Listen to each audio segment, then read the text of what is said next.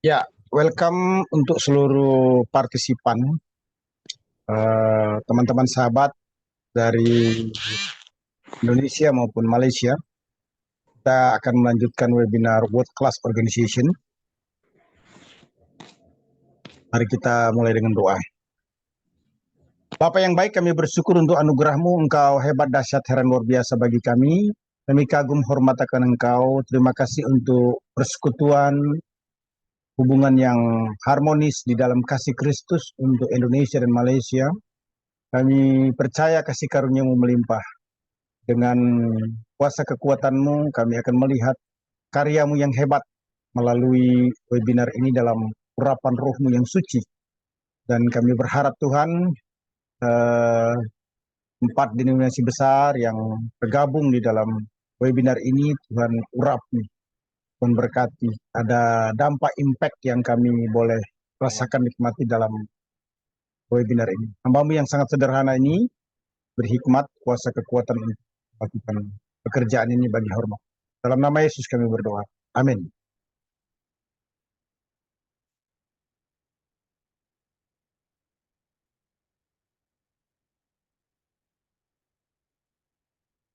Ya, bisa lihat PowerPoint-nya? Belum, Pastor. Belum ya. Saya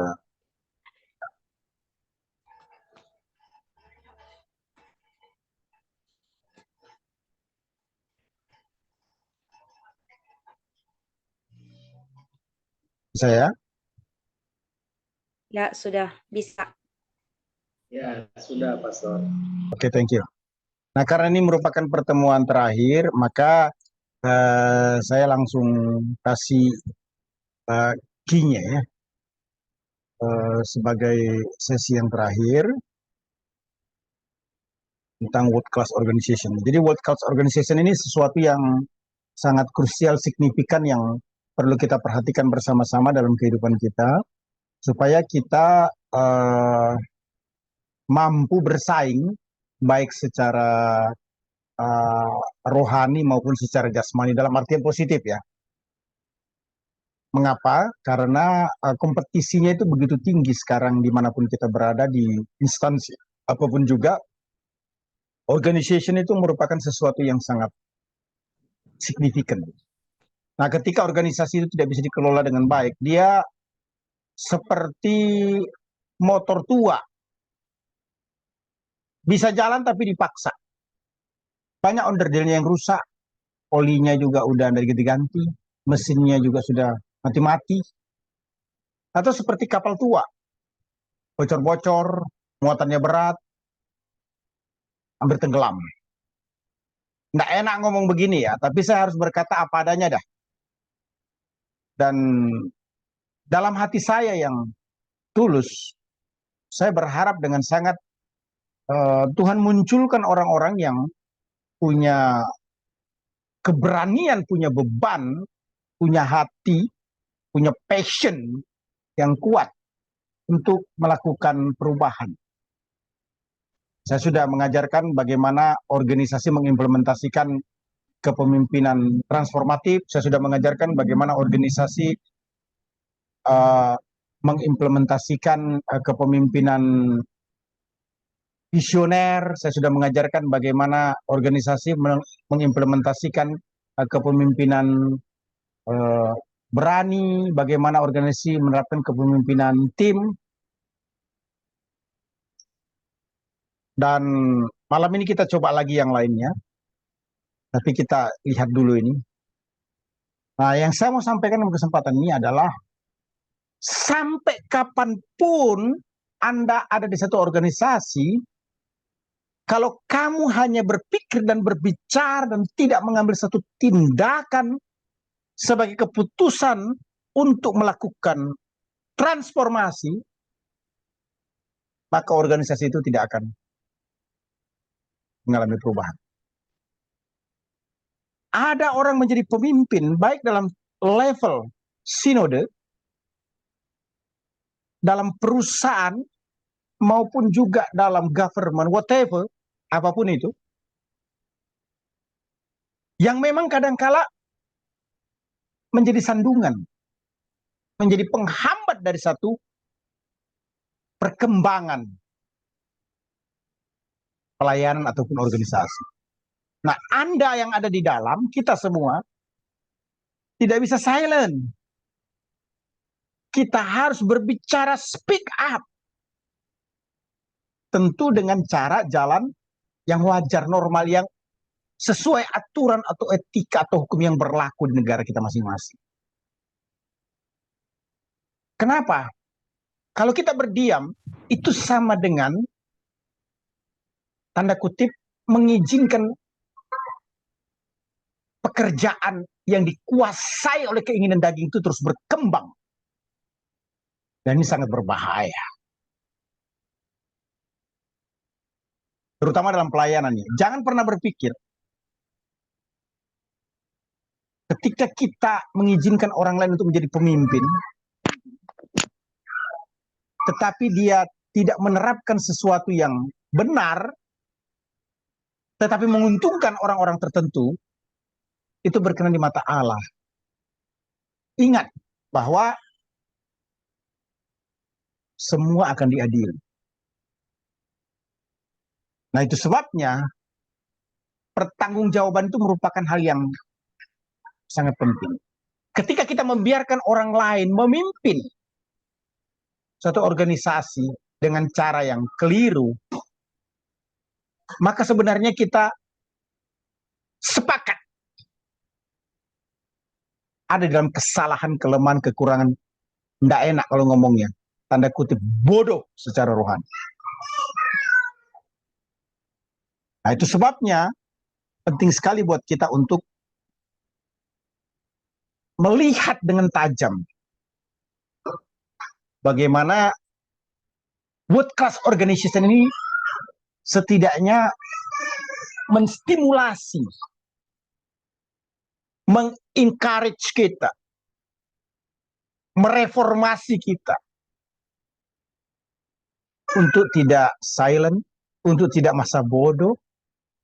Tapi pertanyaannya, kamu, saya, whatever, apapun, siapapun, kita yang ada dalam webinar ini, mau ambil sikap apa? Jangan pernah merasa bahwa ketika kita berseberangan dengan pemimpin, kita tidak tunduk padanya. Itu keliru. Jika yang kita lakukan itu adalah untuk kebaikan, dengan hati yang tulus, sekalipun mungkin orang lain mencemooh kita, Tuhan tetap berkenan dan memberkati kita. Jadi perhatikan baik-baik ini ya. Beberapa teman-teman yang ada dalam webinar ini mungkin belum ada pada posisi atau pada level yang begitu tinggi dalam satu organisasi. Tapi Anda perlu tahu bahwa saatnya Anda akan memimpin itu. Itu sebabnya sangat baik kelas ini ada. Karena ini mengequip, melengkapi, memprepare, menyiapkan Anda untuk bisa melihat dengan tajam bagaimana membangun organisasi berkelas dunia.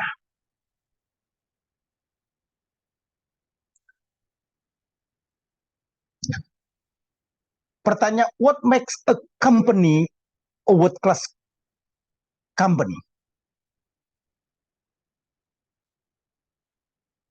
Nah, dijelaskan bahwa world class company see highest level of commitment and engagement, much lower accident rates, better attendance, and higher retention. After speaking with our award-winning companies, we identify 10 common attributes of world-class company. Maksudnya bahwa perusahaan kelas dunia melihat komitmen dan keterlibatan yang lebih tinggi, tingkat kecelakaan ataupun kekacauan yang lebih rendah, kehadiran yang lebih baik, dan retensi yang lebih tinggi. Setelah berbicara dengan perusahaan pemenang penghargaan kami mengidentifikasi setidaknya ada 10 atribut umum perusahaan kelas dunia. Nah, ini 10 attributes of world class companies.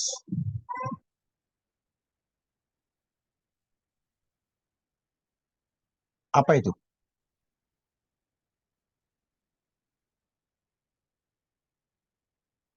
Nah, ini.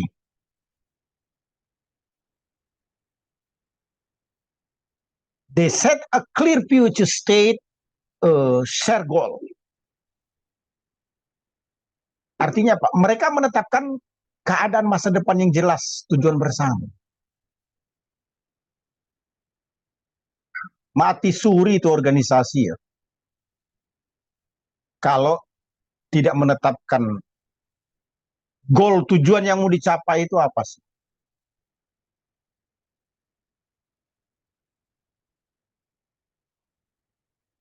Sebagai pemimpin puncak dari satu organisasi,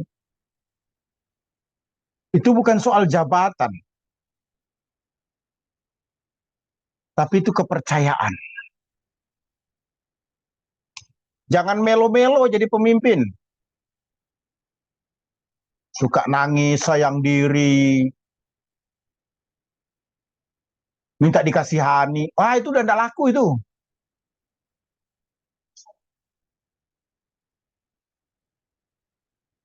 Pemimpin itu seolah-olah begini. Saya mau bawa perahu ini ke satu tempat yang jelas. Ini adalah merupakan kepentingan kita bersama. Nah, begitu. Gereja atau company itu perlu meyakinkan karyawan dan pelanggan, meyakinkan jemaat, di mana seorang pemimpin punya visi yang kuat dapat dipercaya, dan orang yang bersama-sama itu mengejar begitu rupa, meraih. Jadi perusahaan kelas dunia itu memiliki visi yang dipahami oleh pelanggannya. Maaf ya, orang beli laptop Apple, ya, itu beda dengan Asus.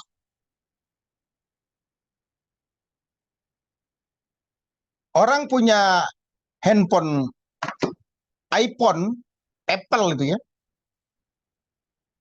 beda dengan handphone Oppo.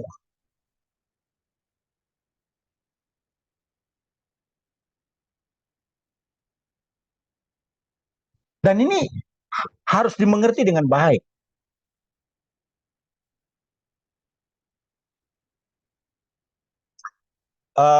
Satu perusahaan yang terkenal mendunia sampai di Amerika itu IKEA. Satu ketika teman saya mengantar saya ke Philadelphia di Amerika. Dia antar saya ke IKEA. Saya bilang, Pastor, ngapain pagi-pagi ke IKEA? Menang bro, dia bilang. Ikut aja, saya ikut. Saya pikir mau ngapain di IKEA pagi-pagi. Ternyata apa saudara? Coffee morning, breakfast. Minum kopi, sarapan pagi. Gratis.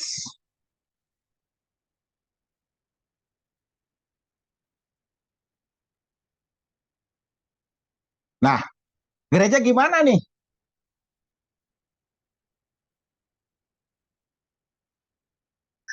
Harus melihat secara corporate. Mengapa saya katakan demikian? Apa image orang tentang IGF? Wah, gereja internasional ada di 60 negara. Bukan gereja kaleng-kaleng.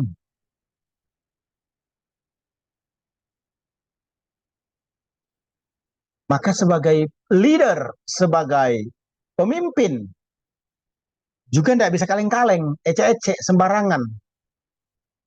Low quality.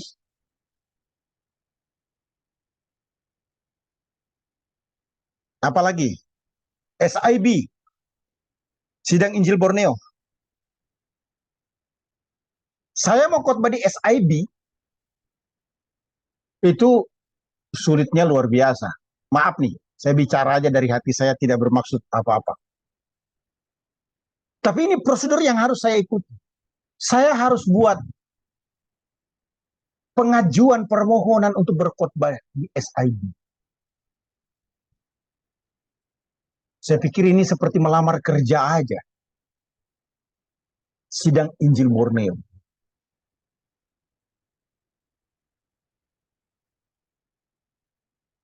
No problem. Tapi yang pasti nama saya sudah ada di SIB. Gereja Malaysia. Ketika saya mau khotbah di SIB, file saya tinggal dibuka. Oh ya, Pendeta Hanas pernah khotbah di SIB Malaysia. Ini hal yang baik. Bagaimana dengan Protestant Church in Sabah? Bagaimana dengan Gereja Gerakan Pentakosta Pinksterboeging? Bagaimana dengan Gereja Kristen Bahtera Injil?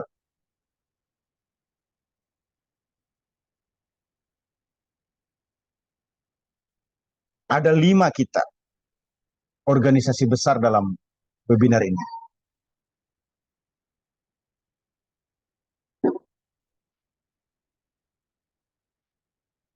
Nah, ini penting. They set a clear future state, a share goal. Menetapkan masa depan gerejamu itu seperti apa sih?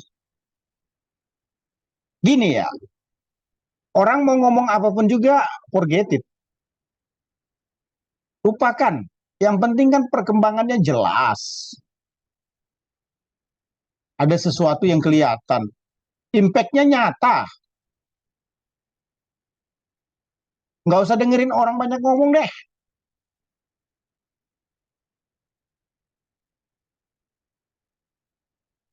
Kenapa? Karena kadang-kala orang yang ngomong banyak itu nggak kerja.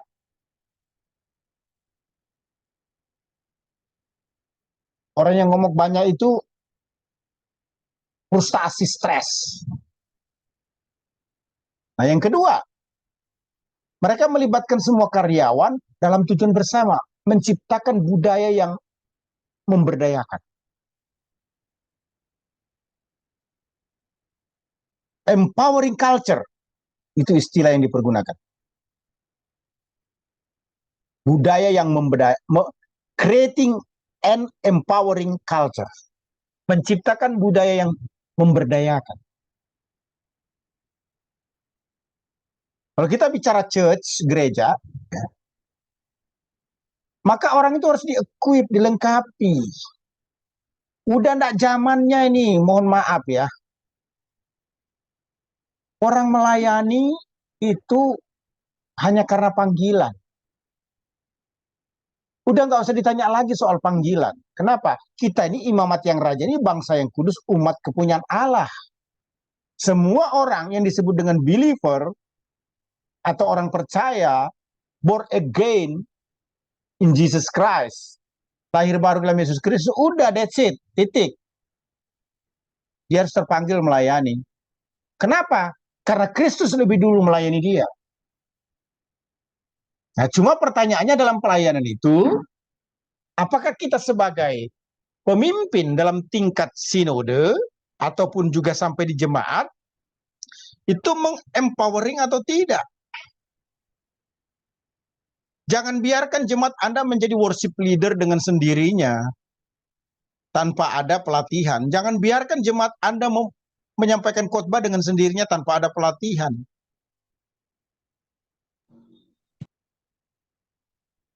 Saya tidak membesar-besarkan Pastor Siten ya.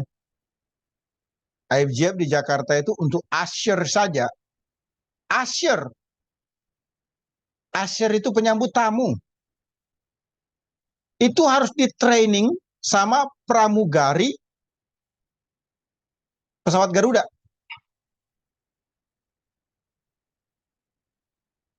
Yang kebanyakan kita menganggap sepele. Coba kita cek gereja kita masing-masing. Ada nggak pelatihan khusus untuk penyambutan tamu? Kita menganggap apa? Orang yang menyambut tamu itu kalau mau masuk gereja biasa.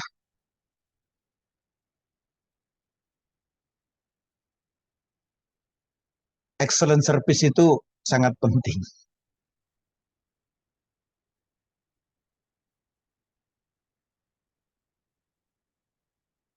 Saya setuju-setuju aja sih ya, gembala itu harus banyak khotbah di hari Minggu. Ya, ada yang berkata 2 sampai 3 kali lah satu tamu atau satu dari dalam. Maksudnya pendeta lokal juga tapi bukan senior pastor. Sepakat. Tapi jangan mengundang pengkhotbah yang hanya solving problem. Khotbahnya itu hanya bicara tentang Yesus baik, Yesus luar biasa, Yesus mengasihimu, ada mujizat. Kita sudah tidak sampai pada level kekristenan yang begitu-gituan lagi. Saya bukan tidak percaya Yesus bisa menyembuhkan. Saya bukan tidak percaya Yesus baik. Saya bukan tidak percaya Yesus itu maha kuasa. Sangat percaya. Tetapi khotbah-khotbah yang disampaikan ini harus mendewasakan iman. Bukan lagi hanya menyentuh pikiran perasaan. Yang saya sebut apa? Preaching abuse. Satu khotbah yang motifnya hanya meng-abuse umat. Bapak Ibu kan tahu tuh, orang kalau mau dioperasi dikasih obat bius dulu ya. Supaya apa? Ya mungkin dagingnya dipotong atau apalah. Ada anggota tubuhnya dipotong tuh tidak terasa sakit karena sudah dikasih obat bius. Tapi itu hanya sesaat.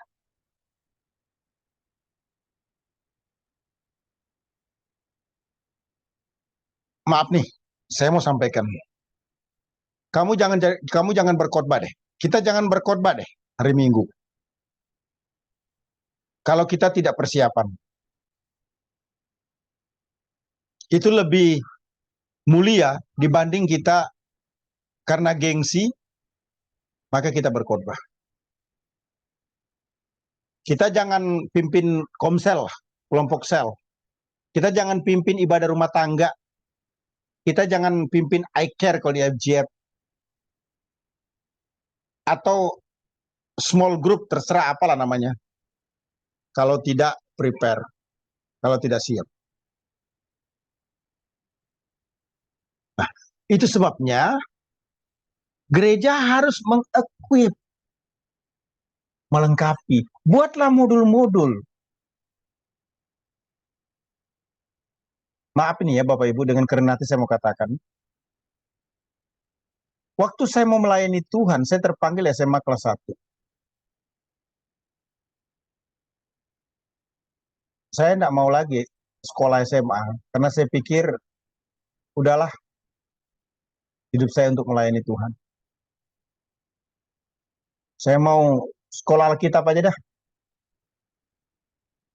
Yang 1 tahun atau 2 tahun, kemudian saya layani. Ibu saya itu bukan orang yang lahir baru. Menasehati saya. Anas, kamu kalau mau jadi pendeta ya terserah. Tapi saya mau sampaikan katanya. Sekolah tamat SMA. Baru nanti kamu kuliah. Supaya kamu bisa mengajar jemaat dengan baik dan benar. Karena kamu kan bukan orang percaya. Bukan orang Kristen. Itu sebabnya saya menempuh studi dengan baik. Karena saya ini tidak ikut sekolah minggu. Tidak ngerti tentang sekolah minggu. Saya ini bukan orang percaya yang begitu lahir menjadi Kristen. Bukan. Saya melengkapi diri. Mohon maaf nih, tidak pamer. Proses pendidikan untuk membuat saya maximize, untuk saya bisa diberdayakan. Prosesnya panjang sekali.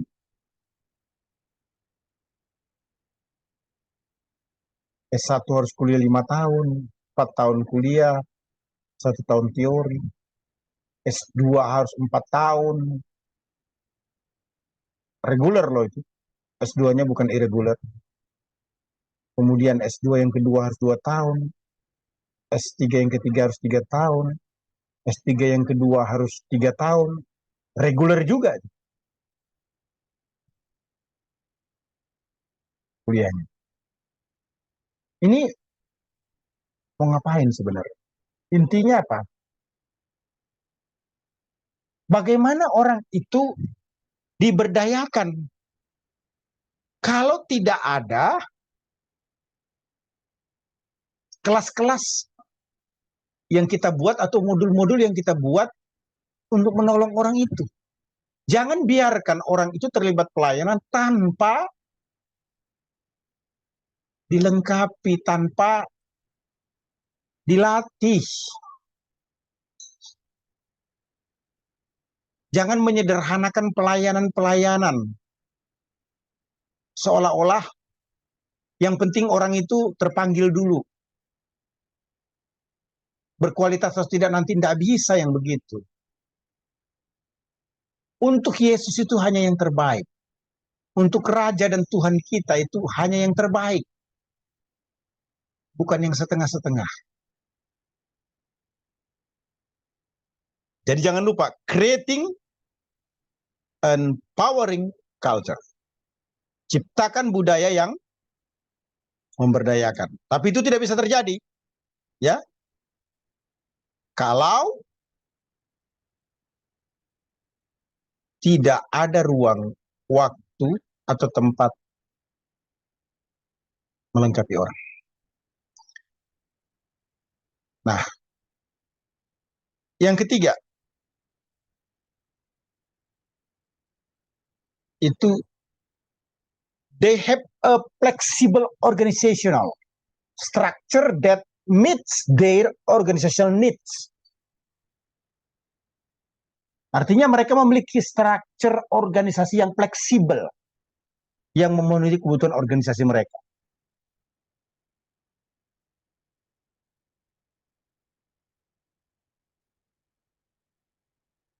Saya ada di satu perguruan tinggi satu ketika. Saya kaget sekali. Keputusan rapat menyatakan bahwa hanya ada 2 pembantu ketua atau pembantu rektor. Yang sebelumnya saya tidak pernah mengetahui atau ada di dalamnya. Apa itu? 1, wakil ketua urusan akademik. 2, wakil ketua urusan non-akademik. Very simple. Sangat simple. Tetapi perguruan tinggi ini sudah melahirkan ratusan, bahkan ribuan alumni, di mana studennya itu dari dalam dan luar biasa sekali.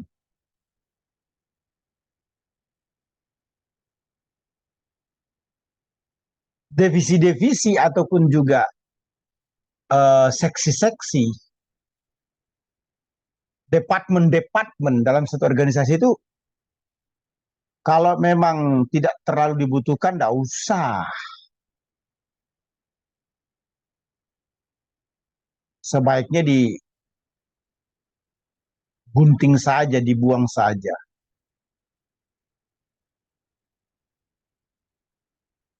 Mengapa yang paling penting itu kan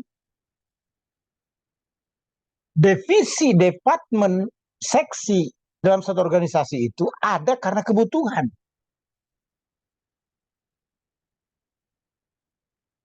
Kalau di Indonesia itu menteri desa. Dulu mana ada menteri desa? Zaman Orde Lama, Orde Baru. Tapi zamannya Jokowi itu dibutuhkan.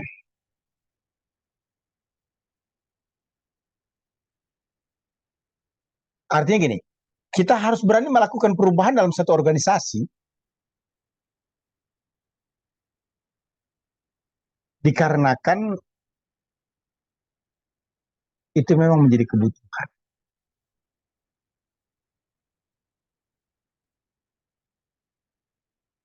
Tidak ada yang salah kok kalau melakukan perubahan itu.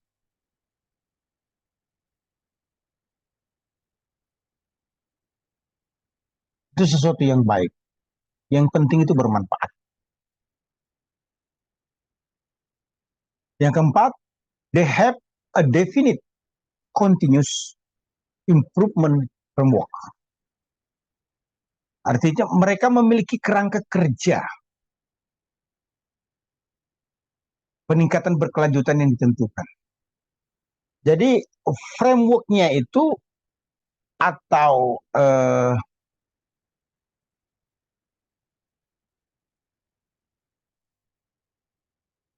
maksud saya kerangka kerja continuous improvement framework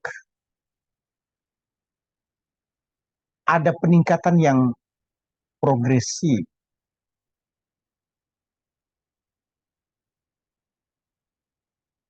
Perusahaan yang ini menjadi kelas dunia itu harus memiliki yang namanya peningkatan yang berkesinambungan. Atau yang disebut dengan continuous improvement.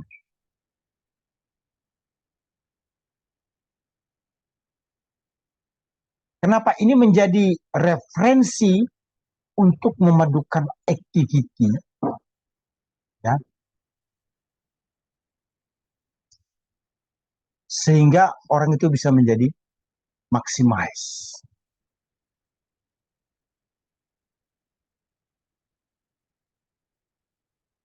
Nah, timbul pertanyaan, kira-kira kalau dihubungkan dengan gereja, maka kerangka kerja apa yang perlu ditingkatkan?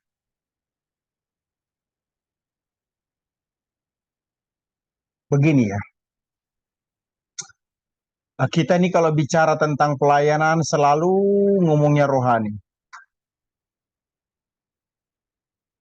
Kita hampir dapat dikatakan menutup diri, apalagi sorry nih ya, gereja-gereja arus utama. Saya sebut arus utama tuh gereja-gereja karismatik itu pemimpinnya itu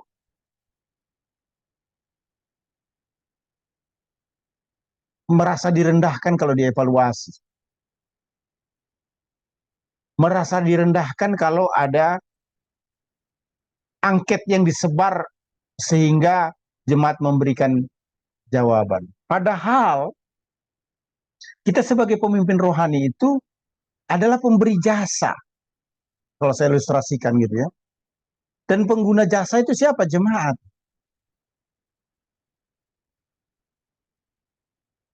Nah, itu sebabnya satu activity yang bisa terus kita pertahankan adalah respon yang kita dapat dari jemaat.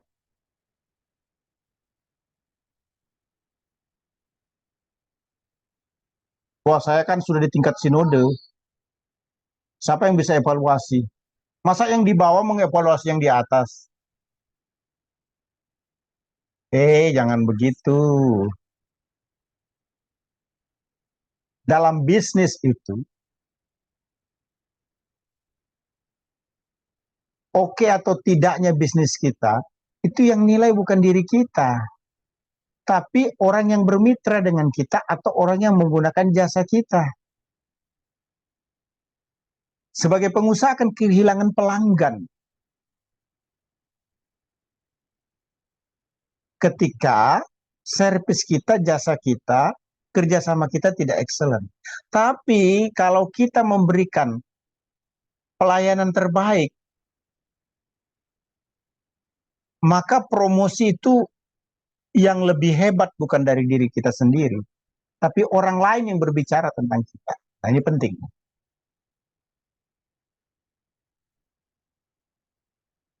Tidak masalah demi untuk mempertahankan sesuatu yang baik menjadi lebih baik lagi. Dalam pelayanan itu kita harus bersedia untuk dikoreksi. Ada banyak cara.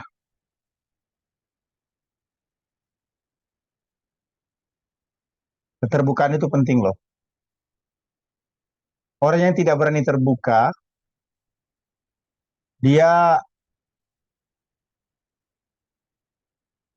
kalau berjalan tidak seperti pesawat, cepat. Tidak bisa seperti jet. Dia saya ilustrasikan seperti orang yang sedang naik sepeda, turun naik gunung,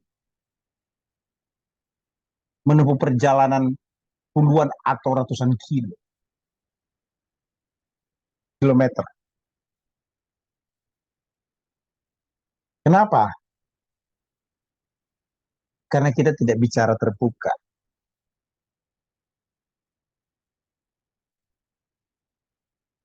Baik.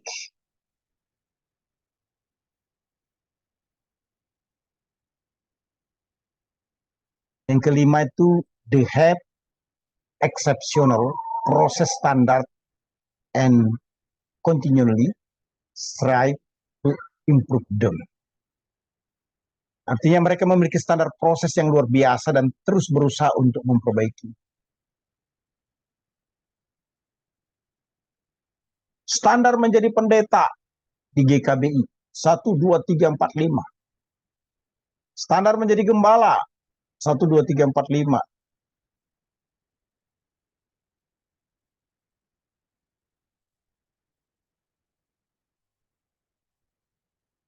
Itu contoh di GKBI. Mungkin juga di GGP. Harus memiliki standar.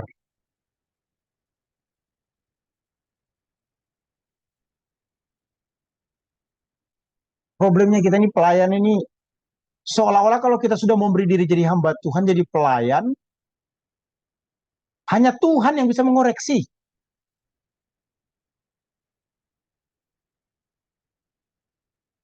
Oh, ini kan pelayanan. Janganlah harus ada standar-standar yang dipenuhi.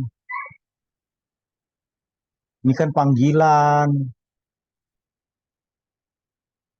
Gak usahlah ngomong hal-hal yang perlu dibenahi atau diperbaiki.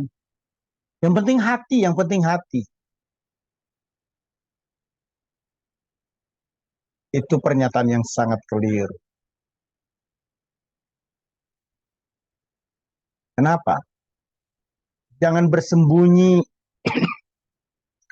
di pernyataan hati, sementara kita tidak mau berubah, memperbaiki diri kita untuk menjadi yang baik.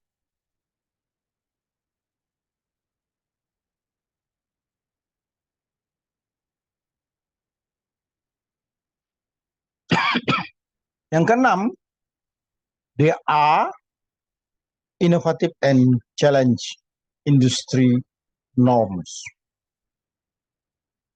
Artinya mereka inovatif dan menantang. Menantang dalam artian posesif ya, norma industri. Jangan lupa, ketika kita ada dalam satu company, maka pelanggan akan menuntut sesuatu yang lebih baik atau lebih efisien. Coba perhatikan ya. Dulu kita itu di bawah tahun 2000-an itu mau komunikasi susah sekali. Saya masih ingat waktu kuliah di ST Jogja, yang punya handphone itu cuma ada 2 orang di kampus. Satu anaknya Pak Gembala yang gerejanya sebutlah paling besar di Solo. Satu mahasiswi Chinese dari Jakarta. Barang itu mewah banget. Padahal sekarang handphone jenis seperti itu mungkin harganya di Indonesia tinggal 200.000. Waktu itu sangat mahal. Nah, di Indonesia sekarang ini handphone 1 jutaan juga bisa beli handphone. Apa arti dari cerita ini? Selalu ada upaya inovasi.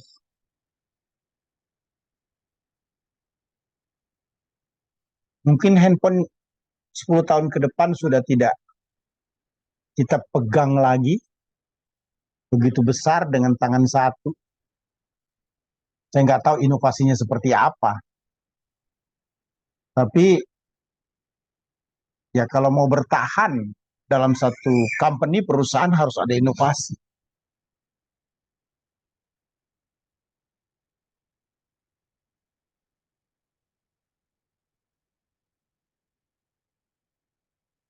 Harus berpikir selalu ada yang baru gitu ya. Nah, inovasi-inovasi apa yang kita lakukan dalam pelayanan? Kalau dalam perusahaan itu inovasi bukan hanya bicara tentang desain produk ya. Tapi itu juga bicara tentang mengantisipasi masa sulit di kemudian hari.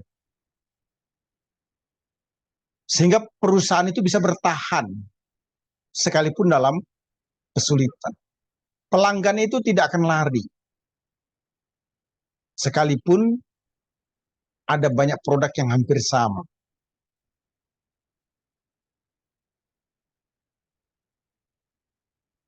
Coba Anda pikir, mobil itu kalau namanya Toyota udah bagus. Merek-merek yang baru ya adalah, tapi juga penuh resiko.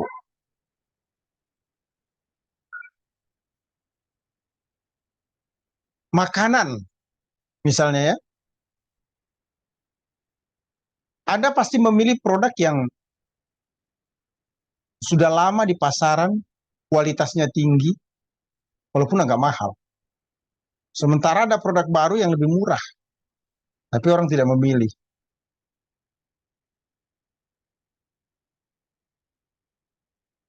Suatu ketika saya mau beli barang ya, saya tanya begini, kenapa sih harus ada garansi? Kenapa sih harus ada tidak ada garansi? Yang tidak garansi kok lebih mahal dibanding dengan yang bergaransi? Dijawab sama penjualnya, iya Pak, karena ini produk baru. Sementara Bapak mau beli produk produk lama yang sudah jelas ketahuan kualitasnya. Dia tidak perlu disangsikan lagi. Oke punya. Kita juga begitu.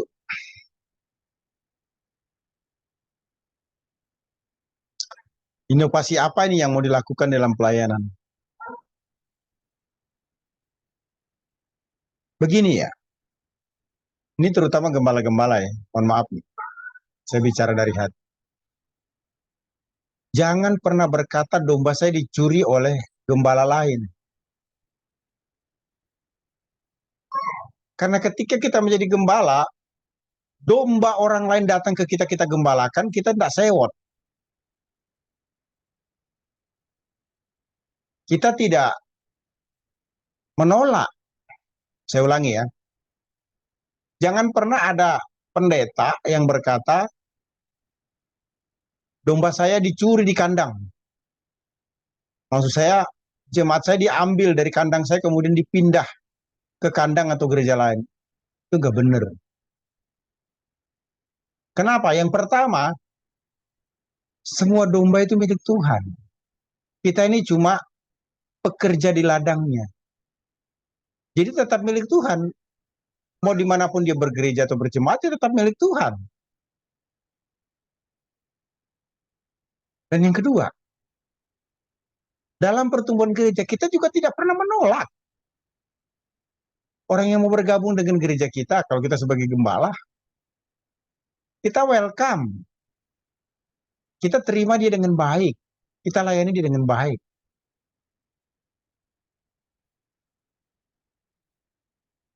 Jadi konsistensi seperti itu penting. Mungkin yang jadi masalah adalah kita kurang berinovasi.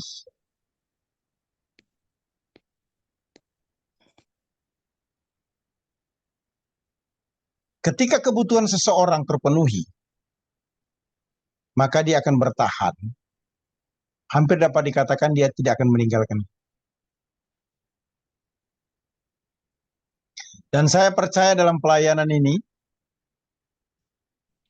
Tuhan itu hebat. Dia tahu persis momen waktu untuk mempercayakan kita sebagai gembala dengan jumlah jemaat yang lebih banyak dan lebih besar lagi. Ya, yang ketujuh, they are customer centric and have great communication. Mereka itu berpusat pada pelanggan dan memiliki komunikasi yang baik. People itu dalam pelayanan merupakan hal yang utama. Bukan money atau uang.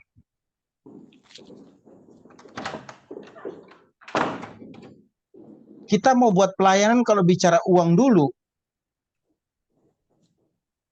bakal nggak jalan. Tapi kalau kita bicara, saya mau cari jiwa nih.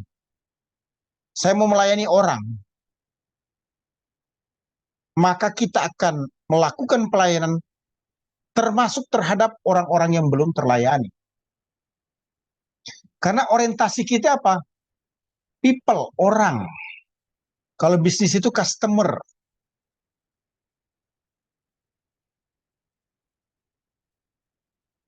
Dan have great communication. Memiliki komunikasi yang baik. Nah, komunikasi itu bukan hanya bicara tentang berkata-kata ya, tapi komunikasi itu juga berbicara tentang interaksi.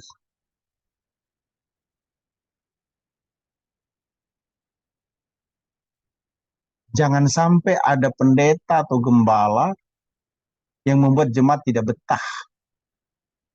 Itu sudah kalah besar. Jemaat itu akan bertahan di gereja lokal itu mungkin karena dia belum ketemu aja dengan orang yang tepat untuk membuat dia pindah. Atau tidak ada gereja lain di tempat itu, maka dia tetap bertahan.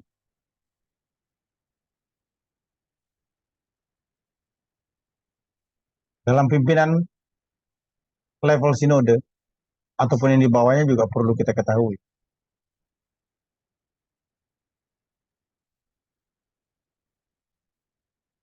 Ketika kita menempatkan ego lebih tinggi, maka kita sedang menoreh atau membuat catatan perjalanan kepemimpinan kita dengan tinta yang merah.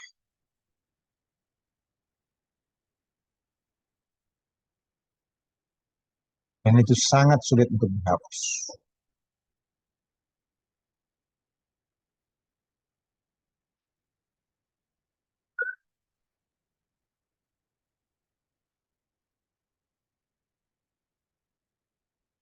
Yang ke-8 itu keunggulan rantai pasokan.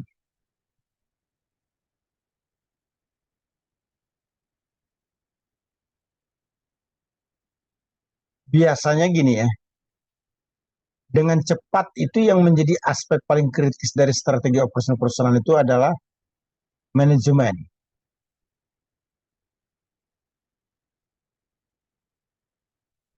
Nah, tuntutan pelanggan itu lebih dinamis dari sebelumnya biasanya. Itu sebabnya perlu namanya studi tentang rantai pasokan, supply.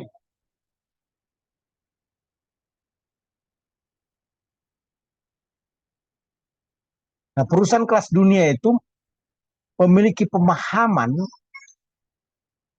yang sangat baik tentang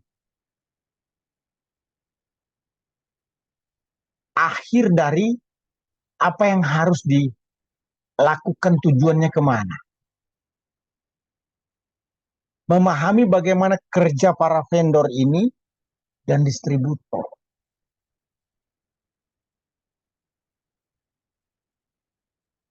Ada kerja yang sifatnya collaborate, bersama-sama, ya, untuk menyuplai apa yang dibutuhkan sehingga menjadi gesit atau fleksibel untuk mencapai satu tujuan. Nah, bagaimana dengan kita dalam pelayanan? Harus ada supply, pasokan, dukungan,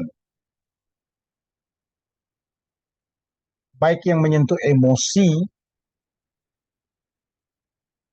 maupun juga sarana prasarana, financial,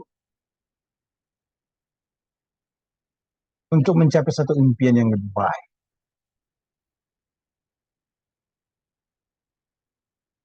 Kemudian yang kesembilan adalah they are sustainable and ethical and act with humility. Humility itu apa tuh? Kerendahan hati. Artinya mereka itu sustainable, berkelanjutan terus-menerus gitu loh. Mereka mengerti menerapkan etik yang baik dan bertindak dengan rendah hati. Coba perhatikan ya, perusahaan yang paling baik itu biasanya perusahaan yang puluhan tahun ataupun ratusan tahun. Penggembalaan juga begitu ya.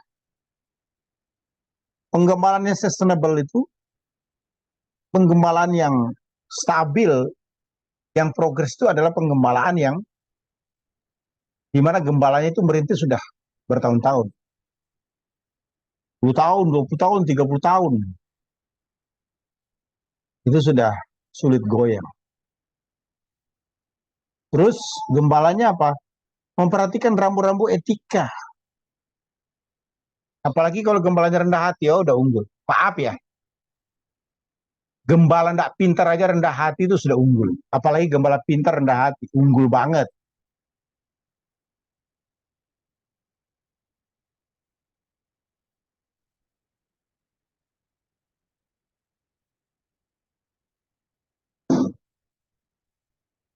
Ini menjadi warning buat kita ya.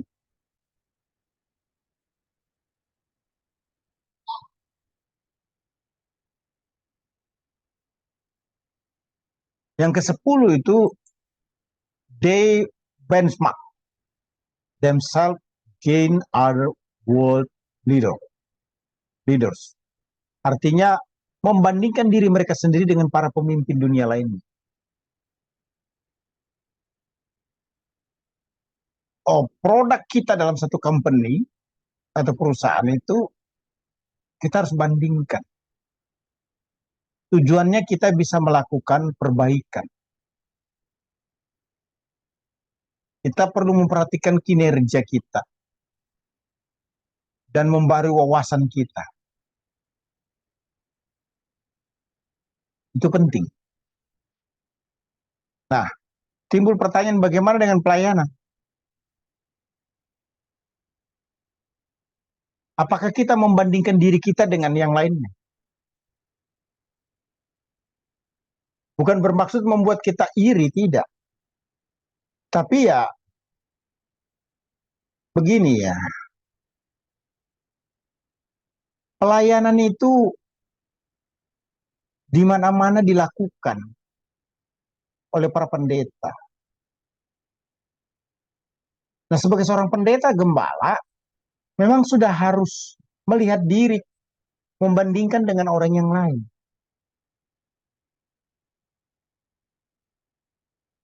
Maksudnya, coba mengoreksi diri.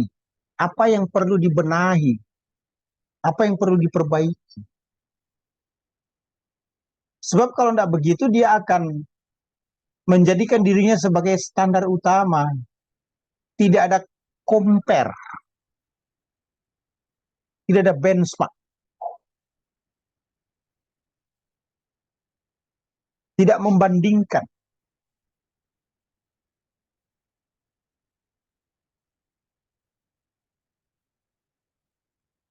Dengan other world leaders, pemimpin dunia lain.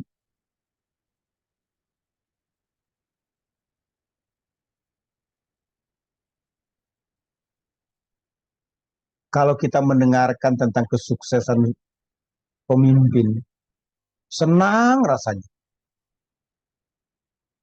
Tapi harga yang harus kita bayar itu kadang-kala kita tidak siap. Bukan hanya itu, kita tidak berusaha untuk membandingkan diri kita dengan orang lain supaya menjadi lebih baik.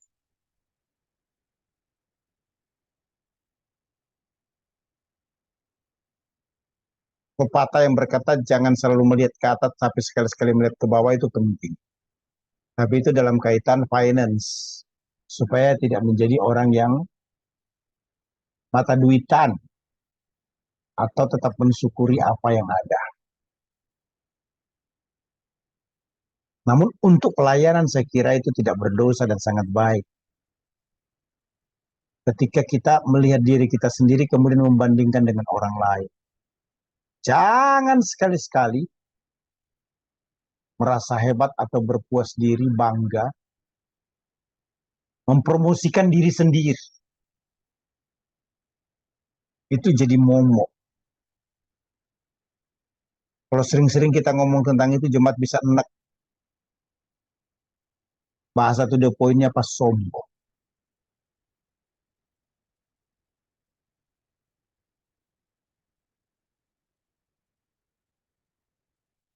Nah, itu 10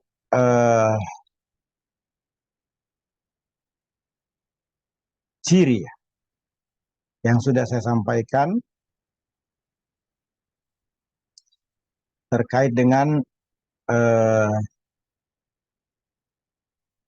perusahaan ataupun gereja yang berkelas dunia. Ya, saya mau feedback dari teman-teman. Silakan. Adakah yang menggugah hati atau menggelisahkan Anda, Bapak Ibu, para pastor, CEO? Ya, Pastor. Ya. Ya, malam semua, Pastor dan teman-teman. Ya, memang saya tertarik sekali. Ya. Ya, sangat tertarik sekali ya, Pastor, dengan 10 item ini. Cuma saya tanya, mungkin ada berapa, tapi satu dulu lah. Yang kedua itu, Pastor. Yang kedua itu adalah mencipta budaya yang memperdayakan. Ya. Sehingga semuanya boleh together dalam mencapai impian. Salah satu contoh kan begini. Kalau ini contohnya, kalau IFCF kan sudah culture-nya sudah jelas sekali. Sudah misinya sudah jelas, visinya sudah jelas, dan visionnya. Misinya people is our mission, dan visionnya 10 visi, kemudian 5 DNA. Dan sebenarnya kita coba menggerakkan supaya dapat mencapai seperti mana yang bagian kedua dari Pastor. Ya, bagian yang kedua. Supaya budaya itu menjadi sama, supaya semua para pemimpin-pemimpin boleh menangkap culture yang sama, bergerak dalam culture yang sama, mencapai impian yang sama. Tapi mungkin kadang-kadang challenge bagi seorang leader yang coba membangun pelayanan organisasi menjadi world class. Saya pikir salah satu challenge-nya adalah bagaimana menggerakkan supaya semua leader itu, semua timnya menjadi together kepada budaya yang sudah ditetapkan. Karena seringkali ini pengalaman yang sudah berlalu lah, Pastor. Ini bukan pengalaman dalam IFJF, tapi seringkali apa yang saya perhatikan, pemimpin sudah menetapkan culture-nya ke mana, terutama salah satu yang saya sebut tadi. Tapi terutama visinya, tapi ada juga katakan, oh visi saya seperti ini. Jadi seolah-olah dia punya coba bergerak sesuai dengan visinya sendiri. Padahal dia adalah di bawah kepemimpinan seseorang. Jadi ini gimana kalau sebagai seorang leader yang coba membangun sebuah tim yang mengacu kepada budaya, culture yang sama, memberdayakan semua timnya itu supaya mereka menjadi excellent lah dalam semua pelayanan mereka. Jadi saya pikir itu salah satu challenge. Tapi saya bersyukur kalau dalam pelayanan saat ini 19 tahun dalam IFJF, saya mengucap syukur untuk tim yang ada, khususnya di Kota Kinabalu ini. Memang kita begitu strong di dalam membangun culture yang ada. Teman-teman saya di sini ada yang dari church member saya, dari executive pastor saya ada di sini. Jadi bagaimana kita juga menggerakkan dan bergerak dalam satu pasukan yang kuat sehingga culture itu tercipta di kalangan para leader-leader yang ada. Tapi saya coba, kalau andai kata mungkin kepada generasi-generasi yang akan datang atau mungkin itu boleh berlaku saat ini, kira-kira gimana, Pastor? Menurut Pastor gimana? Ya, thank you, Senior Pastor. Ini jemaatnya udah 2000 ngomong begini ya ke kita ya. Oke deh. Good Ya. statement, good point lah ya. Tapi kalau untuk dan kedua, kalau misalnya berkaitan dengan seluruh Sabah dan Sarawak, itu juga menjadi challenge saya secara pribadi, Pastor, karena kalau bergabung dengan seluruh Sabah dan Sarawak itu hampir 2000 anggota jemaat kami kan. Jadi leadernya pasti berbeda-beda, Pastor. Karena lebih 21 buah gereja yang ada di Sabah Sarawak ini pasti punya pemikiran yang mungkin berbeda-beda. Tapi kalau di Kota Kinabalu yang saya gembalakan bersama tim yang hampir 300 orang ini, saya pikir agak lumayan lah, Pastor, boleh membawa mereka, walaupun ada sedikit challenge-nya itu biasa. Tapi bagaimana? Karena saya kan membawahi satu gereja di Sabah Sarawak nih. Jadi gimana kira-kira kita itu coba menciptakan budaya yang memperdayakan semua para pastor-pastor saya nih, Pastor. Gimana kira-kira? Thank you. Baik, thank you. Nanti direspon teman-teman yang lain dari Indonesia lain ya. Begini, I am leader. You can trust me. Saya pemimpin, kamu percaya sama saya. If you don't trust me, you cannot work together. Jika kamu tidak percaya kepada saya, kita tidak bisa bekerja bersama-sama. Strong point. Jadi, orang yang bersama dengan kita, dia harus percaya tanpa ada curiga. Dan ini is not easy, tidak mudah. Kenapa? Kita ini pemimpin banyak dicurigai. Itu salah satu proses yang harus kita hadapi atau yang bawahan kita harus uji. Kita ini bisa dipercaya enggak? Nah, ketika kita bisa dipercaya, maka kita menjadi satu family, menjadi satu keluarga.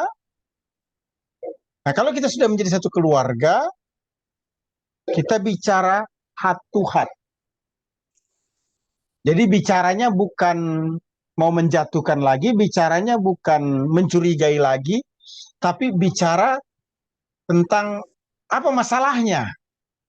Ayo kita cari solusinya. Begitu.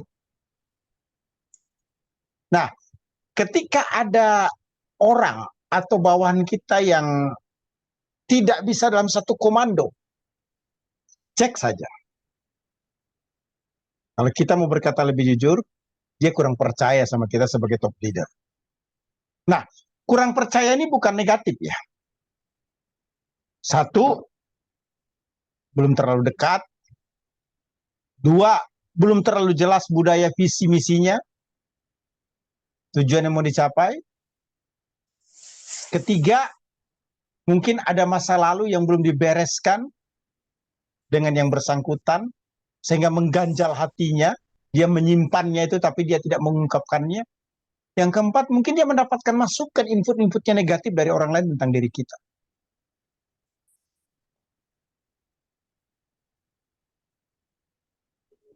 Yang terakhir, mungkin itu cara Tuhan untuk membuat kita dekat dengan orang itu. Jangan lupa dalam kepemimpinan, orang yang sangat kuat mendukung kita, hati-hati.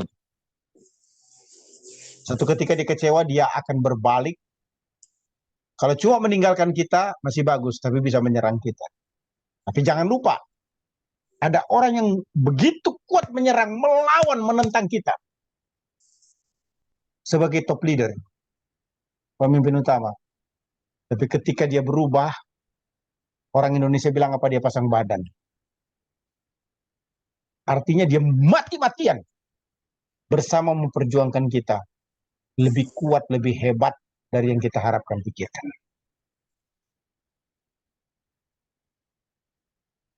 Nah, keywordnya apa? Trust. Percaya.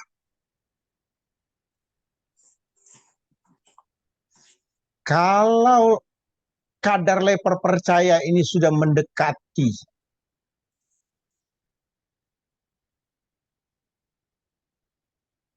90, skornya sampai 100, wah itu udah luar biasa. Kadar kepercayaan orang yang kita pimpin ini kan terhadap kita ini kan kualitasnya berbeda-beda, skornya kan berbeda-beda.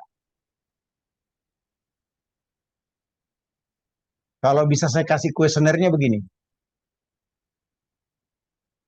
sangat tidak percaya, tidak percaya, sangat percaya, sangat percaya, atau ragu-ragu. Ada 5 level. Level terendah disebut sangat tidak percaya. Level rendah kedua adalah tidak percaya. Level rendah ketiga, ragu-ragu. Level nomor 2 terbaik, percaya. Level tertinggi, nomor 1, sangat percaya.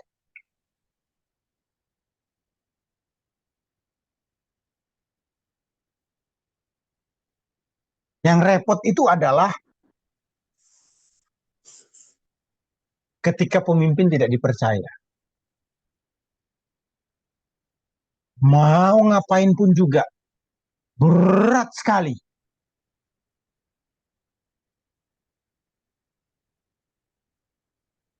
Berusaha semaksimal mungkin didiamin, jalan sendiri. Nah, membangun trust ini memang eh, pengorbanan yang sangat kuat. Tapi finally, saya mau katakan, to the point, mohon maaf,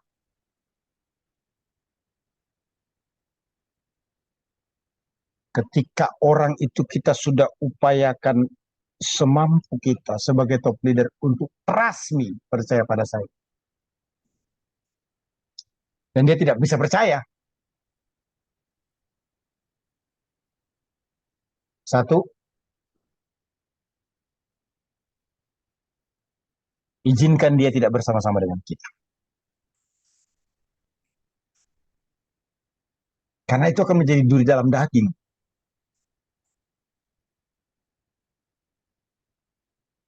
Bagaimana kita bisa bersama-sama dengan orang yang tidak percaya? Bagaimana cinta itu bertepuk sebelah tangan? Tidak bisa orang menikah itu cinta bertepuk sebelah tangan. Kalau orang mau menikah itu harus dua-dua saling mencintai, tidak bisa salah satunya saja. Begitu pula top leader dengan leader yang dipimpin oleh top leader. Tidak bisa itu.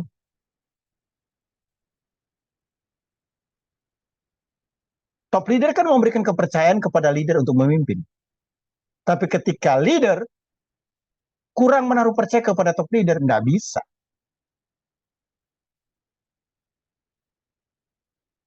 Kalau ada masa jabatan bagi leader yang bersama dengan kita, biarkan masa jabatannya habis dan jangan diberi kesempatan lagi. Yang kedua, kalau dia mengundurkan diri dan tidak mau bersama dengan kita, karena dia tidak percaya, kasih kesempatan dan jangan tahan. Kenapa? Karena tidak mungkin orang bisa berjalan bersama tanpa ada kesepakatan. Ya kira-kira dari saya begitu Pastor Sita. Silakan Pastor Sita mau kasih komentar atau teman-teman yang lain. Ya, terima kasih, Pastor. Saya ingin bertanya, Pastor, Ya, tentang poin yang ada di poin pertama. Dalam kepemimpinan bukan soal jabatan, tapi soal kepercayaan. Saya ingin bertanya, bagaimana kita merangkul anak-anak kita atau generasi-generasi muda ketika seorang leader atau seorang pemimpin tidak bisa lagi menjadi figur yang baik dalam jemaat atau organisasi yang dia pimpin. iya, ini tidak mudah ya, karena dia kan sudah tidak mendapatkan kepercayaan. Maka satu dia harus merubah diri untuk bisa mendapatkan kepercayaan itu, dan itu tidak mudah. Karena kita sebagai pemimpin ini dicurigai aja udah kalah, belum terbukti. Saya ulangi, kita sebagai pemimpin dicurigai aja sudah kalah, belum terbukti. Apalagi terbukti.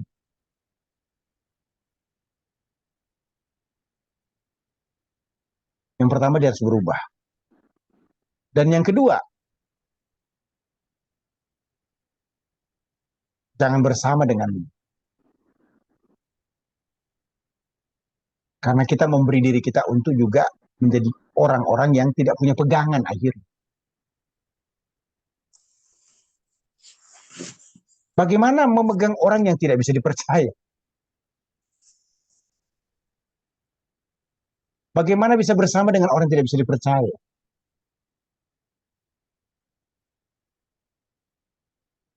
Itu tidak bisa berjalan bersama-sama. Nah, itu sebabnya pemimpin harus merubah diri untuk meraih, mendapatkan kepercayaan. Jika dia tidak dipercaya, itu sangat sulit. Tapi saya kira oleh pertolongan Tuhan, jika yang bersangkutan mau berubah, Tuhan pasti tolong. Walaupun itu harganya terlalu mahal. Yang kedua, ketika pemimpin itu sudah tidak bisa dipercaya, kita masih bersama dengan dia, itu berat. Karena kita bisa menjadi korbannya juga. Nah, untuk menghindari kekecewaan itu, maka yang harus kita lakukan adalah mengantisipasi. Apakah tidak bersama dengannya atau ada di bawah pemimpin yang lain. Nah, generasi muda ini kan bisa dikatakan superpower, punya kuasa yang hebat, yang bisa menentukan arah kebijakan dan hasil yang lebih dari yang kita harap. Kenapa? Generasi yang all out, yang sungguh-sungguh mau sacrifice itu adalah generasi muda. Walaupun boleh saya katakan generasi muda itu yang perlu diuji adalah ketulusannya. Ketika generasi muda yang potensial ini punya ketulusan, maka dia akan menghasilkan atau memberi pengaruh yang sangat besar. Saya kira begitu ya, Ibu Kiai. Ya, thank you, Pastor. Terima kasih. Ya, silakan teman-teman yang lain. Ya, terima kasih Pastor. Thank you, thank you. Saya mau bertanya, Ya, silakan. saya tertarik dengan kalimat tadi di mana Pastor mengatakan bahwa departemen-departemen yang tidak dibutuhkan itu lebih baik itu dihilangkan saja. Iya. Bagaimana kalau departemen-departemen itu yang sudah tidak berfungsi digabung dengan departemen-departemen yang bisa berfungsi dengan baik? Kan percuma tuh kalau ada departemen-departemen yang tidak berfungsi, buang-buang uang saja, istilahnya kan bayar-bayar, buang-buang saja uang, percuma. Apakah itu bisa digabung dengan departemen-departemen yang lain sehingga uang yang tadinya dikeluarkan di departemen-departemen yang tidak berfungsi boleh dipakai di tempat lain? Apakah itu bisa? Ya, terima kasih. Pertanyaan sangat baik. Ya, efisiensi itu memang sangat penting. Untuk apa pemborosan? Kalau ada departemen yang tidak dibutuhkan itu kan satu, kita rugi orang. Ya. Yang kedua, kita rugi waktu. Tiga, kita rugi uang. Iya, betul. Nah, kalau masih bisa digabung, digabung. Tapi kalau memang harus dihilangkan, ya dihilangkan saja.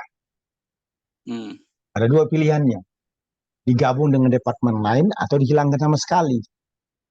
Nah, untuk tahu supaya tidak salah mengambil keputusan apakah departemen ini masih dibutuhkan atau tidak, kan harus dibuat penjelasannya.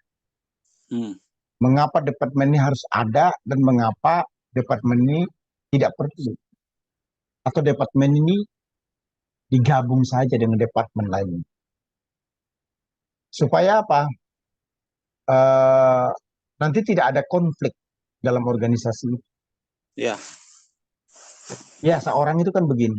Dulu ada departemen ini loh. Selalu bicara apa? Dulu. Penyakit kita kan itu begitu. Dulu. Tapi tidak ditanya. Kenapa harus ada dulu? Dan tujuannya apa? Apakah tercapai atau tidak? Iya. Terus, apakah departemen ini betul-betul sekarang kita butuhkan? Atau belum kita butuhkan? Atau nanti kita butuhkan? Atau sudah tidak dibutuhkan lagi? Departemen itu kan ada untuk membuat satu tujuan lebih mudah dicapai. Iya. Lebih cepat. Nah, ketika itu justru menjadi penghambat, penghalang, sebaiknya tidak perlu. Tadi kan saya menjelaskan. Di salah satu perguruan tinggi saya kaget. Yang namanya wakil ketua di satu perguruan tinggi itu biasanya ada 4. Gitu kan? Ada 4 wakil ketua, 1, 2, 3, 4. 1 bidang akademik, 2 bidang kemahasiswaan, 3 bidang administrasi, 4 bidang pelayanan. Gitu kan? Ya. Nah, kali ini wakil ketuanya cuma 2. akademik dan non akademik. Tapi jalan enggak? Jalan. Dan hampir dapat dikatakan metode yang seperti ini, pola yang seperti ini tidak ditemukan di sekolah tinggi teologi ataupun perguruan tinggi lainnya. Karena cuma ada 2 wakil ketua. Jalan tuh. Yang penting kan tidak melanggar peraturan pemerintah. Gitu. Jadi kita berani mengambil satu perubahan, penggabungan departemen atau penghilangan departemen itu karena reasonnya oke, karena alasannya itu oke. Dan kita memiliki keyakinan untuk memerger, menggabung atau menghilangkan itu dengan sangat pasti. Kenapa? Karena memang faktanya demikian. Jadi bukan karena coba-coba atau karena kepentingan tertentu yang sebenarnya menyimpang dari tujuan organisasi.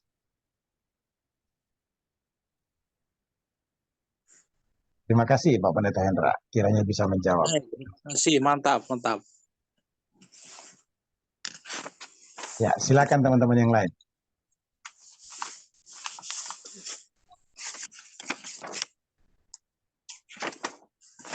Pastor. Ya, silakan Pastor Ada Sultan. satu lagi, Pastor. Ya. Ya.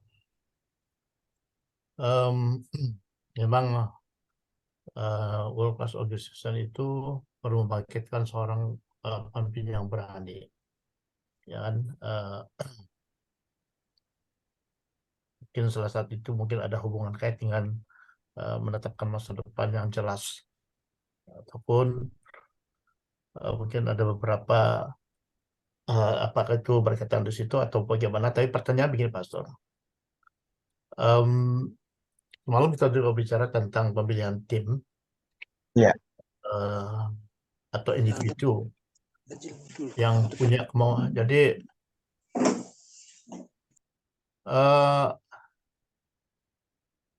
kira-kira bagaimana kita mungkin boleh berhadapan dengan situasi seperti ini dalam soal memberikan teguran.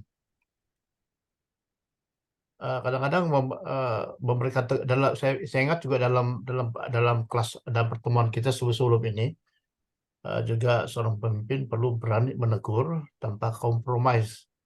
Kira-kira siapapun dia, statusnya atau bagaimana.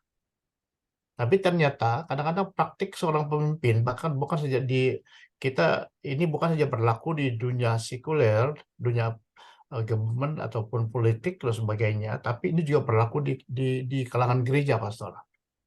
Yaitu bagaimana kita sebagai seorang top leader, kadang-kadang kita juga punya rasa gengsi. Kalau orang yang berbuat salah itu adalah teman baik kita dan seorang yang senior kita, dan mungkin dia juga mungkin mentor kita. Nah, kira-kira saya kira ini menjadi satu challenge bagi seorang leader karena tidak berani menegur,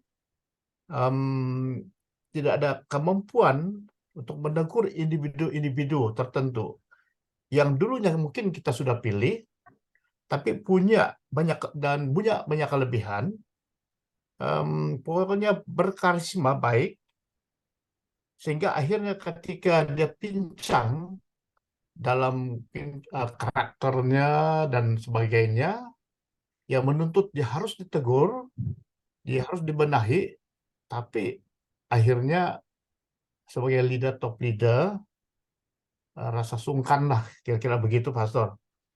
Jadi sehingga bisa-bisa kompromi, Pastor. Ya, jadi Baik. mengatasi kehidupan seorang top leader begitu, bagaimana? Memang mau tegur juga, dia juga serba salah, dia seorang senior, mungkin pernah jadi mentor kita, karena dulu saya ingat pertama, Pastor, pernah satu ketika dulu waktu membangun pelayanan IFJF di Sabah, ini pengalaman pertama lah, tapi kira-kira kalau itu berlaku bagaimana? waktu Pastor Jimmy tanya saya, Pastor waktu kita mengadakan acara peresmian gereja lokal di Kota Kinabalu, Pastor Jimmy datang dan dia khotbah dan sebagainya. Pas itu dia bertemu dengan saya dan tanya, Pastor mengembalakan di mana? Saya katakan saya mengembalakan di Sepitang. Di sini siapa? Saya beritahu teman saya. Oh no, katanya, you harus di sini. Ini Mother Church, you harus di sini. Tapi memang dia ngerti, memang hati seorang leader, dia paham. Dia bilang, tapi ini bukan soal melakukan kesalahan pastor, tapi saya coba bandingkan begitu. Itu berlaku pada saya waktu itu. Tapi apalagi kalau itu berbicara tentang menegur.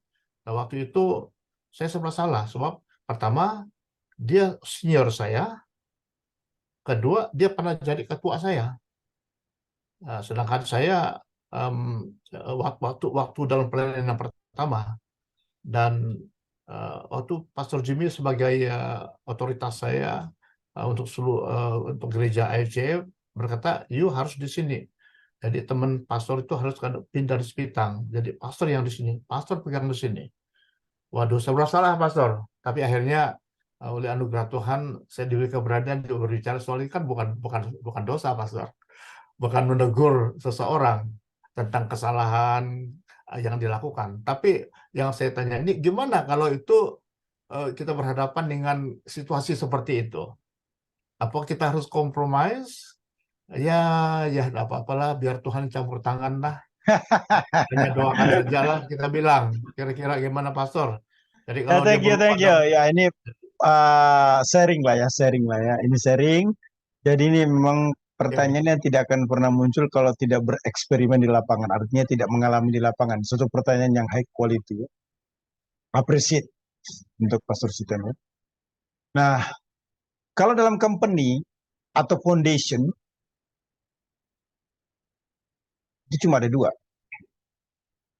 Saya masih mau pakai kamu atau saya tidak pakai kamu lagi. Kita sebagai top leader ya, di yayasan atau di perusahaan kan cuma begitu. Kalau saya mau pakai kamu, maka saya akan bicara. Tapi kalau saya tidak pakai kamu, maka saya membuang kamu. Saya ulangi ya. Kalau di perusahaan ataupun juga di foundation, yayasan ataupun yang sejenisnya lah ya, cuma ada dua. Saya masih butuh kamu atau saya tidak butuh kamu. Kalau saya butuh kamu, maka saya akan pertahankan kamu tetap ada di sini, ya. Tentu akan memberikan treatment-treatment atau pendekatan-pendekatan untuk kamu berubah. Yang kedua, saya tidak bisa pakai kamu lagi. Dan saya tidak butuh kamu lagi. Maka dengan segala cara, kamu mau atau tidak keluar, saya akan keluarkan dengan cara saya. Karena kita sudah tidak bisa bekerja sama. Kamu sudah tidak menguntungkan saya. Dan kamu menjadi masalah buat tujuan saya. Nah, itu kalau di company atau yang sejenisnya. Nah, timbul pertanyaan bagaimana dengan gereja? Nah, saya belum jawab ya, tapi saya beri ilustrasi dulu. Ini satu ketika saya ketemu dengan seorang teman, sahabat. Dia bicara begini sama saya. Seolah-olah dia menjadi pahlawan bagi pendeta yang lebih muda ini. Sehingga pendeta ini berprestasi menjadi gembala yang dampaknya itu lebih besar dibanding dengan senior.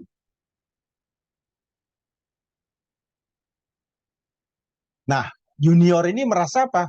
Berhutang budi dengan seniornya. Kemudian seniornya melakukan kesalahan. Kesalahannya fatal. Hidup dalam perzinahan.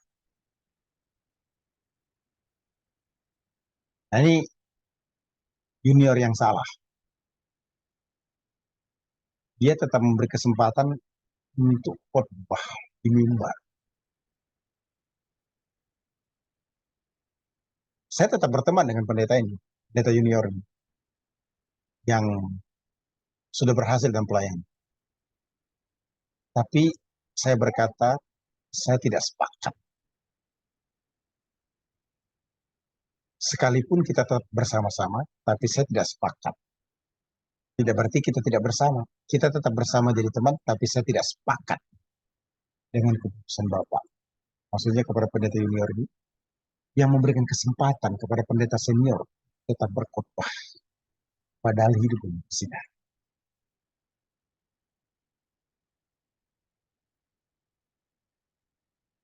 Terkait dengan tadi, yang Pastor Sisten sampaikan, ini dari pihak saya lah ya. Kualitas tingkat kesalahan orang itu yang disebut senior itu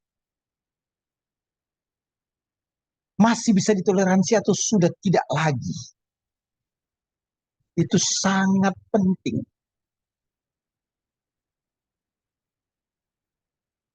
Ditoleransi itu dalam artian apa? Memberi pengaruh, efeknya tidak bikin trouble yang begitu besar. Masih bisa diatasi lah. Tapi kalau senior ini sudah sangat mengganggu dalam perjalanan pelayanan, tidak bisa didiam. Kalau Alkitab ngomong kasih itu tidak tersembunyi. Artinya apa? Kita tidak berdiam diri. Kasih itu harus disampaikan. Artinya menyatakan sesuatu sebagai bentuk teguran. Nah, menarik ini. Yang jadi problem adalah bagaimana menegurnya. Kan begitu kan? Problemnya kan itu kan? Sudah tahu harus ditegur, cuma pertanyaannya bagaimana menegurnya? Ini yang sangat penting.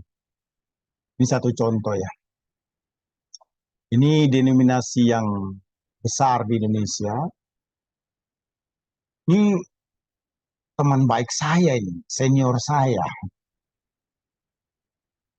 Dia terima Tuhan, udah lama, lahir baru, terpanggil jadi pendeta. Wah, seru nih. Dia sering ngasih duit sama saya. Karena uh, saya sering pelayanan diundang di gereja dia. Bahkan sering ngajak makan gitu ya. Ya, kalau makan di Kelapa Gading itu kan enggak murah, mahal. Pokoknya ada apa-apa, dia sering ngajak ngopi-ngopi lah. Cuma dia punya masalah.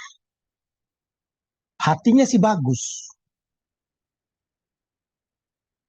Cuma pengetahuan tentang Alkitabnya itu lemah. Gitu loh. Dan khotbahnya juga jelek. Biasa, pemilik perusahaan itu kan kadang-kala ngomongnya setan lu pada karyawannya begitu kan. Pokoknya kata-katanya itu nggak bagus lah. Tapi hatinya baik nih orang. Saya pikir-pikir bagaimana ya kalau negur langsung nggak enak. Nggak ditegur saya kasihan, sayang. Saya bilang sama dia begini. Pak Pendeta, gembala, bagaimana kalau kita ajak jemaat belajar Alkitab?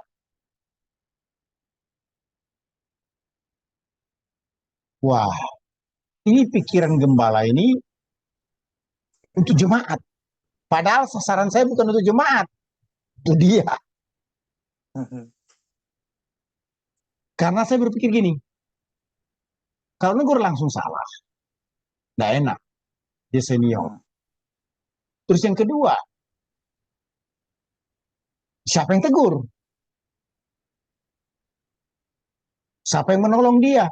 Siapa yang membenahi dia? Siapa yang mendidik dia? Kalau disuruh belajar dia tidak mungkin lagi. Karena usianya juga udah tua. Tapi hatinya baik. Saya punya ide. Belajar Alkitab di dalam gereja. Kenapa? Karena kalau belajar Alkitab, saya bilang untuk jemaat, dia pasti hadir. Karena dia gembala. Dan dia hadir waktu pembelajaran Alkitab kita lakukan berulang-ulang di dalam gereja. Dia hadir.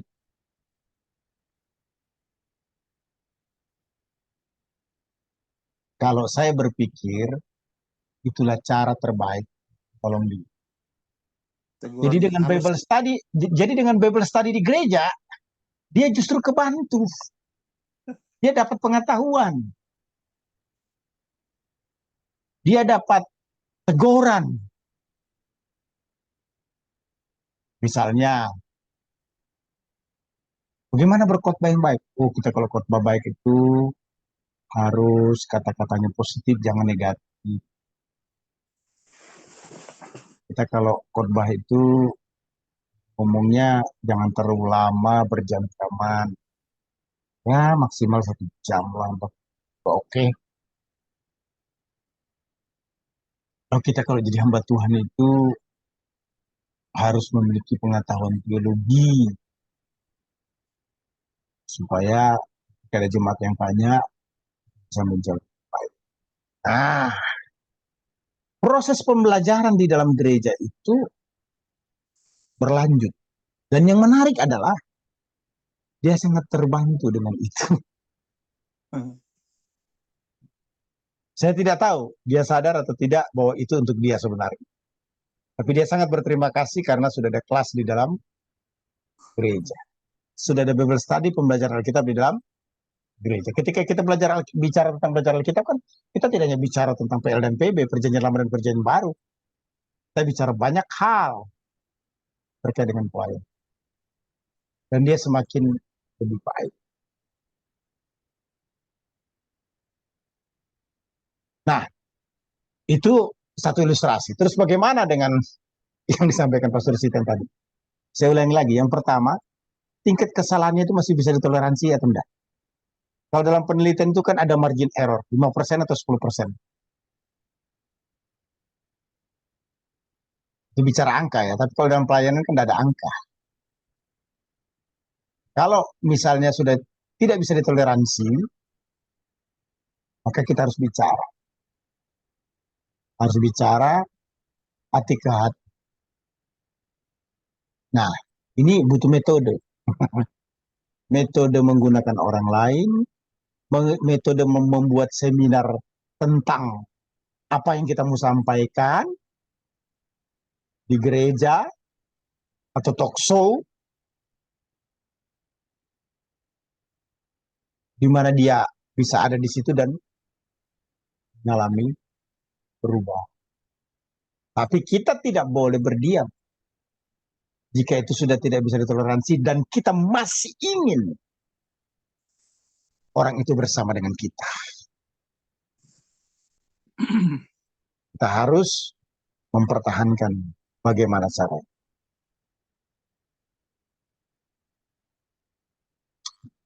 Menghadapi orang Jawa dan orang Batak. Maaf, orang Tapanuli itu dua hal yang berbeda. Kalau menghadapi orang Jawa, semakin kita merendah, kita mengagungkan, memuliakan lawan bicara kita atau orang lain, maka orang itu semakin tidak berdaya.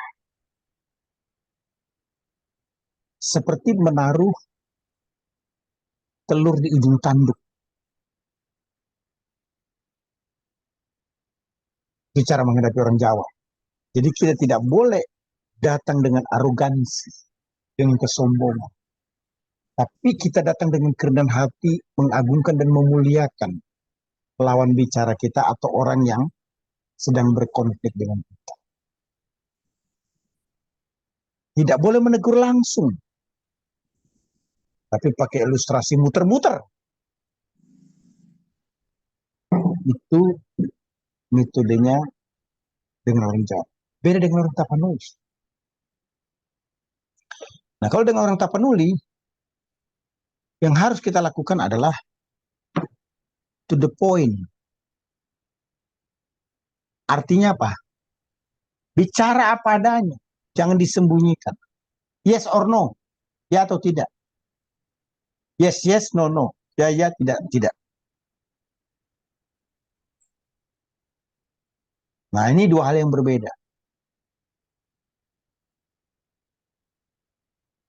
Nah, itu bicara metode. Dan menariknya, karena saya melayani hampir 10 tahun orang Tapanuli,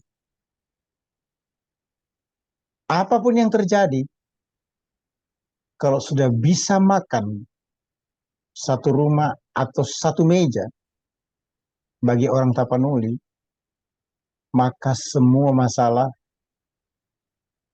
itu bisa diselesaikan dengan baik. Nah, tergantung budaya di Malaysia seperti apa nih kira-kira Pastor Siten. Kalau Alkitab kan bicara itu apa? Panggil empat mata. Itu kan pola Alkitab ya. Tapi itu kan pola-polanya yang diterapkan di zamannya Paulus ya. Apakah di setiap budaya atau negara itu sama? Saya kira tidak. Nah, butuh namanya creativity untuk hal tersebut. Saya tetap sepakat dengan apa yang Pastor Siten katakan. Kami sebagai orang timur di Indonesia itu sangat menghargai, menghormati senior. Kenapa? Karena mereka adalah orang-orang yang sangat membantu kita junior untuk ada di atas puncak atau klimaks kesuksesan ataupun kepemimpinan. Tapi tidak bermakna kita menurunkan kewibawaan atau standar Alkitab. Karena jangan-jangan senior kita juga tidak tahu kalau dia sedang melakukan kesalahan. Mungkin kita juga tidak menyadari bahwa dia butuh ditegur. Perasaan kita lah yang berlebihan, tidak berani menegur. Nah, saya ulangi, menegur itu butuh metode. Metode yang tepat untuk senior kita masing-masing itu kan berbeda-beda. Tapi kan saya sudah menyampaikan model-model yang saya terapkan ataupun cara-cara yang mungkin bisa dilakukan. Nah, saya kira begitu ya. Silakan direspon.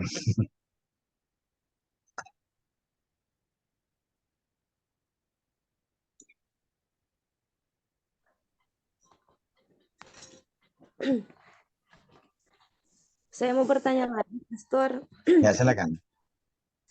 Dalam poin yang kedua, berbicara tentang melibatkan semua tim atau menciptakan budaya yang memberdayakan.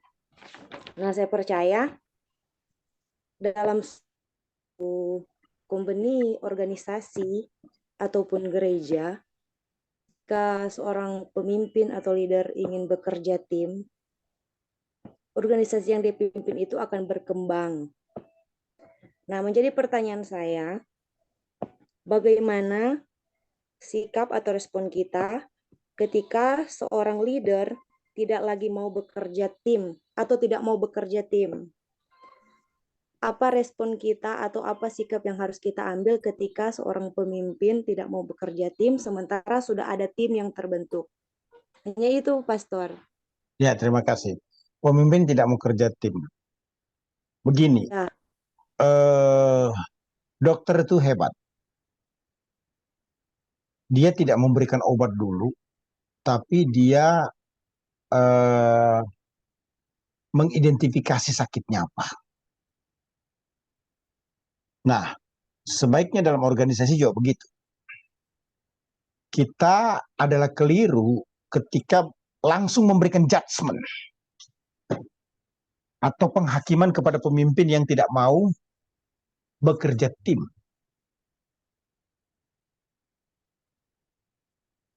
Anggaplah pemimpin yang tidak mau kerja tim ini sakit. Sakit secara organisasi kan? Jangan dibilang sakit jiwa, kasar ya kalau sakit jiwa ya. Sakit dalam artian apa? Organisasi. Nah, karena dia sakit dalam artian organisasi, maka dia perlu disembuhkan dulu. Nah, pemimpin dalam level tertinggi atau level apa saja yang tidak mau kerja tim, itu dia sakit. Sakitnya harus disembuhkan. Maksudnya apa? Kita